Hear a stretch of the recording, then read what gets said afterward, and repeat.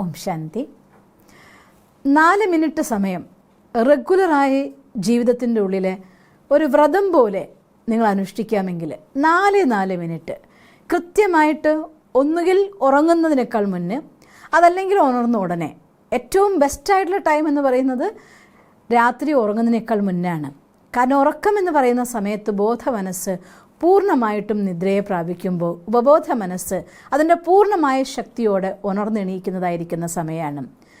രാത്രിയിലെ ഏകാന്തമായിരിക്കുന്ന സൈലൻസിൽ ഉപബോധ മനസ്സിൽ നിന്ന് ശക്തമായ പ്രകമ്പനങ്ങളുടെ പ്രവാഹം ഉണ്ടെങ്കിൽ അത് ഈ യൂണിവേഴ്സുമായി കൊണ്ട് ഡയറക്റ്റായിട്ടുള്ള അലൈൻമെൻറ്റിൽ വരും.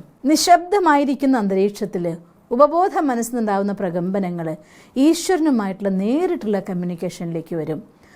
ആ സമയത്ത് ഈ പ്രപഞ്ചവും ഈശ്വരനും നിങ്ങളുടെ സദോഗുണിയായിരിക്കുന്ന എനർജിയാണെങ്കിൽ, എന്നുവെച്ചാൽ അർത്ഥം ഉത്തമമായിരിക്കുന്ന എനർജിയാണെങ്കിൽ നിങ്ങളുള്ളിലേക്ക് ഉത്തമമായിരിക്കുന്ന കാര്യങ്ങളും, തമോ ഗുണിയായിരിക്കുന്ന വൈബ്രേഷൻ അഥവാ തമോ ഗുണിയായിരിക്കുന്ന അധമമായിരിക്കുന്ന ഊർജമാണ് നിങ്ങളിൽ നിന്ന് വൈബ്രേറ്റ് ചെയ്യുന്നതെങ്കിൽ നെഗറ്റീവായിരിക്കുന്ന കാര്യങ്ങളും ആകർഷിക്കപ്പെടും. അതുകൊണ്ടാണ് ഉറങ്ങുന്ന സമയം എപ്പോഴും ഉത്തമമായ രീതിയിൽ ഉറങ്ങാവൂ എന്ന് പറയുന്നത്. ഉറക്കത്തെ താമസികമാക്കരുത്, സാത്വികമാക്കണം. ഉറങ്ങും മുന്നേ കുറച്ച് സമയം ശുദ്ധമായിരുന്നു കൊണ്ട് ശുദ്ധമായ വസ്ത്രങ്ങൾ അണിഞ്ഞ് ഭഗവാനെ ഓർമ്മിച്ച് ഈശ്വരനോട് സംസാരിച്ച് ഈശ്വരൻ്റെ മടിത്തട്ടിലാണ് നിങ്ങൾ ഉറങ്ങുന്നതെങ്കിൽ ആ ഉറങ്ങുന്ന സമയത്ത് നിങ്ങൾ എന്നുള്ളതായിരിക്കുന്ന ഉറക്കം പോലും ശുഭമായി തീരും. ആ ഉറക്കത്തിൽ നിങ്ങളുടെ സബ് കോൺഷ്യസ് മൈൻഡ് ആക്ടിവേറ്റ് ചെയ്യുമ്പോൾ ജന്മജന്മാന്തരങ്ങളിലെ പോലും നല്ല കാര്യങ്ങൾ എന്തൊക്കെ നടന്നിട്ടുണ്ടോ അതെല്ലാം അതിൻ്റെ റെക്കോർഡഡ് ഫയൽസ് നിന്ന് ആക്റ്റീവ് ആവുകയും പോസിറ്റീവായിട്ടുള്ള പ്രകമ്പനങ്ങൾ ജീവിതത്തിലേക്ക് പോസിറ്റീവ് എനർജിയെ കൊണ്ടുവരികയും ചെയ്യും. ഉറങ്ങും മുന്നേ 4 മിനിറ്റ് സമയം നിങ്ങൾ കൃത്യമായിട്ട് നിങ്ങളെ ഡ്രീം ആകർഷിക്കാൻ വേണ്ടിക്കൊണ്ട്, നിങ്ങളുടെ സ്വപ്നത്തെ ആകർഷിക്കാൻ വേണ്ടിക്കൊണ്ട്, സമൃദ്ധിയെ ആകർഷിക്കാൻ വേണ്ടിക്കൊണ്ട് റെഗുലറായിട്ട് ഉപയോഗിക്കാമെങ്കിൽ റെഗുലറായിട്ട് സമൃദ്ധി ജീവിതത്തിലേക്ക് വന്നുകൊണ്ടുമിരിക്കും. ഈ ജീവിതം എന്ന് പറയുന്നത് 4 നാളത്തെ അല്ലല്ലോ. ജീവിതം എന്നത് 7 ദിവസത്തെ അല്ല, 21 ദിവസത്തെ അല്ല, 41 ദിവസത്തെ അല്ല. 21 ദിവസം, 7 ദിവസം, 41 ദിവസം, 33 ദിവസം, ഇങ്ങനെ പെർട്ടിക്കുലറായിട്ടൊരു ഡേ നമ്മളെടുത്ത് പറയുന്നത് ഏതൊരു കാര്യവും നമ്മുടെ മനസ്സിൽ നിന്ന് എനർജി ആക്ടിവേറ്റ് ആയിക്കൊണ്ട് അത് നമ്മുടെ സ്വഭാവത്തിലേക്കും സംസ്കാരത്തിലേക്കും ഊർജത്തിൻ്റെ പ്രവാഹം തുടങ്ങാനുള്ളതായിരിക്കുന്ന സമയമാണ് ഈ പറയുന്നതായിട്ടുള്ള കാലഘട്ടം. അതേസമയം റെഗുലർ പ്രാക്ടീസ് എന്ന് പറയുന്നത് ജീവിതത്തിൽ പടിപടിയായി കയറി എല്ലാ കാര്യങ്ങളും ജീവിതത്തിലേക്ക് സമൃദ്ധി ആകർഷിക്കാനുള്ള ഒരു ഹൈ ലെവൽ എനർജിയിലേക്ക് നിങ്ങളെ കൊണ്ടുവരും. അതുകൊണ്ട് ഈ ഒരു കാര്യം തീർച്ചയായിട്ടും ജീവിതത്തിൻ്റെ ഭാഗമാക്കാമെങ്കിൽ ഒരിക്കലും നിങ്ങൾക്ക് പുനർചിന്തനം വരേണ്ടതായിട്ട് വരില്ല. ഞാൻ ഓർത്തു പോകും കബീറിൻ്റെ ഒരു ദോഹ, ദുഃഖമേ സിമരൻ സബ് കരേ സുഖമേ കരേന കോയി ജോ സുഖമേ സിമരൻ കരേ ദുഃഖ കാഹേ കോ ആയി എന്ന്. സുഖത്തിൽ ആരും ഭഗവാനെ ഓർക്കാറില്ല, ദുഃഖത്തിൽ എല്ലാവരും ഓർക്കുന്നു. സുഖത്തിൽ ഓർത്തിരുന്നുവെങ്കിൽ ദുഃഖം വരില്ലല്ലോ എന്ന് കബീർ പറയുന്നതായിട്ടൊരു ദോഹ.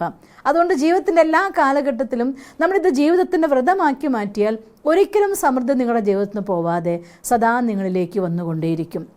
അതിനുള്ളതായിരിക്കുന്ന ഒരു ചെറിയ ടെക്നിക്ക് 4 മിനിറ്റ് സമയം ജീവിതത്തിൽ ഉപയോഗിക്കാമെങ്കിൽ നിങ്ങൾക്ക് ഈസി ആയിട്ട് പറ്റും. അതിന് ഒന്നാമത്തെ കാര്യം നമ്മൾ ചെയ്യേണ്ടത്, നിങ്ങൾക്ക് എന്താണോ നിങ്ങളുടെ ജീവിതത്തിൽ വേണ്ടതായിരിക്കുന്ന കാര്യങ്ങൾ. ചിലരെ സംബന്ധിച്ചിടത്തോളം ധനം ധാരാളം ഉണ്ടായിരിക്കും, ധനം എത്രയുണ്ടായിട്ടും സംബന്ധങ്ങളിൽ സുഖമില്ല എങ്കിൽ ജീവിതം സുഖമായിക്കൊള്ളുന്നില്ല.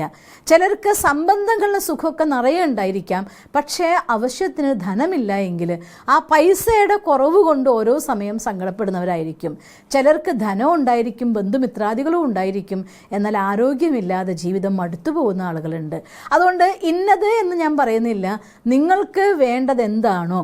സമൃദ്ധി എന്ന് പറയുമ്പോൾ അവിടെ സന്തോഷം ഉണ്ടായിരിക്കും, ആരോഗ്യം ഉണ്ടായിരിക്കും, വസ്തുക്കൾ ഉണ്ടായിരിക്കും, ധനം ഉണ്ടായിരിക്കും, എല്ലാം നിറയുമ്പോഴാണല്ലോ നമ്മൾ പറയുന്നത് സമൃദ്ധി എന്ന്. അപ്പോൾ അതുകൊണ്ട് സമൃദ്ധിയെ നിങ്ങളുടെ ജീവിതത്തിലേക്ക് ആകർഷിക്കാൻ വേണ്ടിക്കൊണ്ട് ഈ ഒരു 4 മിനിറ്റ് ഉറങ്ങും മുന്നേ റെഗുലറായിട്ട് ചിലവഴിക്കാമെങ്കിൽ നിങ്ങൾക്കത് നേടിയെടുക്കാവുന്നതേ ഉള്ളൂ.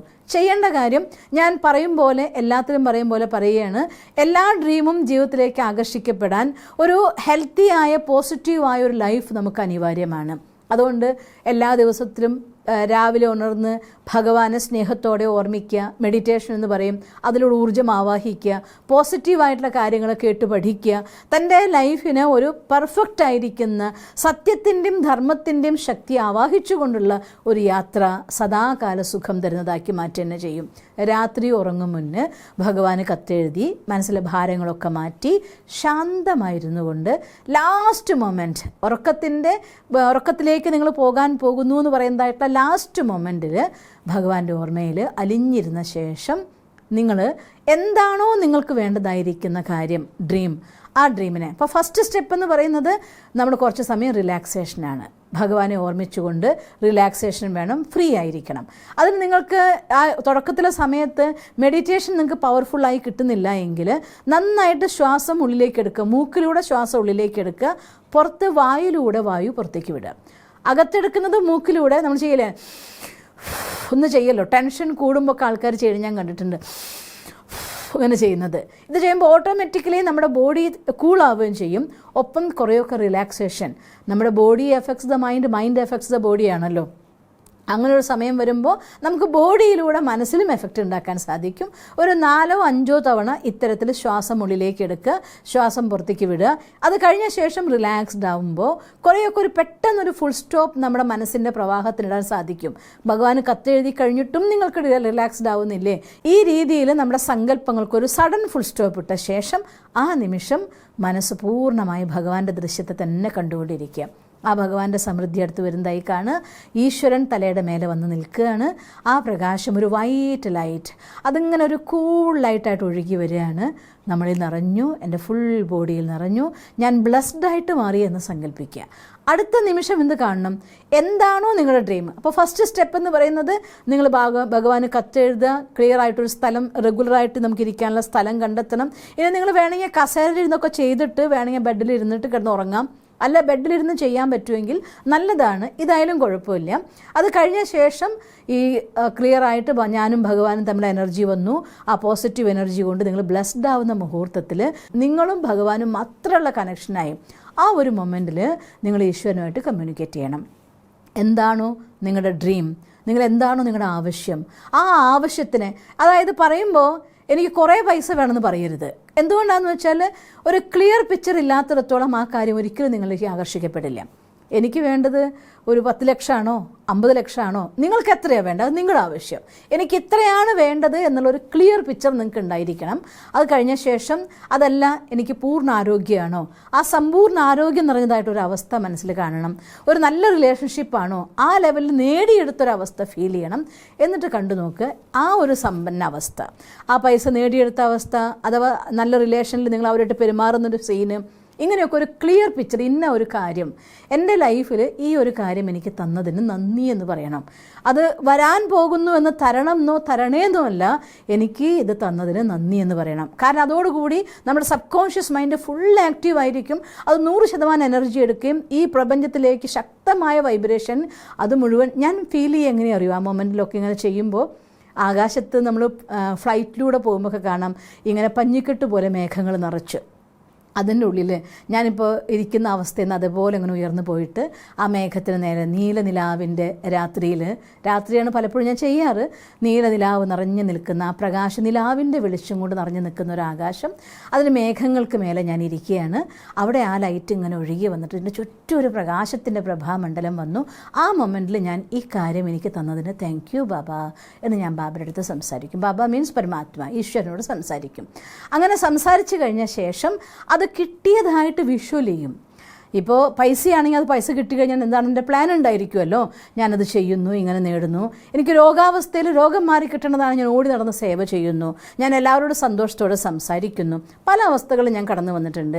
ബന്ധങ്ങൾ എന്തെങ്കിലും മോശമായിട്ടുള്ള സമയമാണെങ്കിൽ അവരെന്നോട് ഭയങ്കര സ്നേഹത്തോടെ എന്നെ കെട്ടിപ്പിടിക്കുന്നു, എന്നെ ഓമനിക്കുന്നു. പിന്നെ അല്ലെങ്കിൽ ഞാൻ അവരെ സ്നേഹിക്കുന്നു. ഇങ്ങനെ അതിൻ്റെ ഒരു പെർഫെക്ഷനായിരിക്കുന്ന ഒരു ദൃശ്യം. ഇത്തരത്തിൽ ഭഗവാനോട് സംസാരിച്ച് കഴിഞ്ഞ ശേഷം അതിൻ്റെ 3rd സ്റ്റേജ് എന്ന് പറയുന്നത് ആ സീൻ നമ്മുടെ മുന്നിൽ ജനറേറ്റ് ചെയ്യുക എന്നുള്ളതാണ്. കറക്റ്റായിട്ടൊരു മൂവിയിൽ കാണും പോലെ, വെറും മൂവിയല്ല, മൂവി ഒരു 3rd പേഴ്സൺ കാണില്ല, ഞാനത് എക്സ്പീരിയൻസ് ചെയ്യുകയാണ്.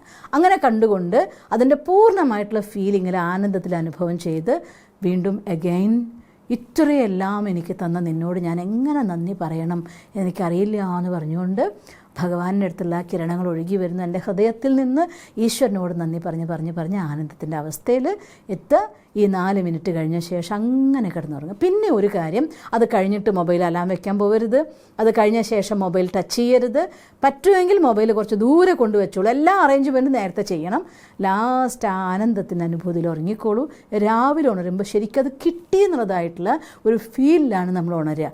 അതോടെ വളരെ വേഗത്തിൽ ഈ 4 മിനിറ്റ് റെഗുലറായി ചെയ്യാൻ തുടങ്ങിയ ഒരു കാര്യം നല്ല, എന്നും നിങ്ങൾക്ക് വേണ്ടതായിട്ടുള്ള പ്ലാൻ, നമ്മൾ നാളെ എന്തൊക്കെ വേണമെന്ന് പ്ലാൻ ചെയ്തു വെച്ചോളൂ. ബിസിനസ് ആണെങ്കിൽ നാളെ എത്ര പൈസ വേണം നോക്കിക്കോളൂ. അല്ലെങ്കിൽ രോഗത്തിൻ്റെ അവസ്ഥയിലാണെങ്കിൽ നാളെ എന്ത് ഇമ്പ്രൂവ്മെൻറ്റ് വേണോ, എന്ത് വേണോ ക്ലിയർ പിക്ചർ ഉണ്ടാക്കൂ. ഈ ഒരു മെത്തേഡ് റെഗുലറായി യൂസ് ചെയ്യാമെങ്കിൽ ഒരു ദിവസം പോലും നിങ്ങൾക്ക് നഷ്ടത്തിൻ്റെ കണക്ക് പറയാനുണ്ടാവില്ല. സന്തോഷത്തിൻ്റെ, നേട്ടത്തിൻ്റെ ദിവസങ്ങളേ ഉണ്ടാകുള്ളൂ. അങ്ങനെ എന്നും സന്തോഷത്തിൻ്റെ ദിവസങ്ങൾ നിങ്ങളുടെ ജീവിതത്തിലേക്ക് വരട്ടെ എന്ന് സർവശക്തനായ ഭഗവാനോട് പ്രാർത്ഥിക്കുന്നു. ഓം ശാന്തി.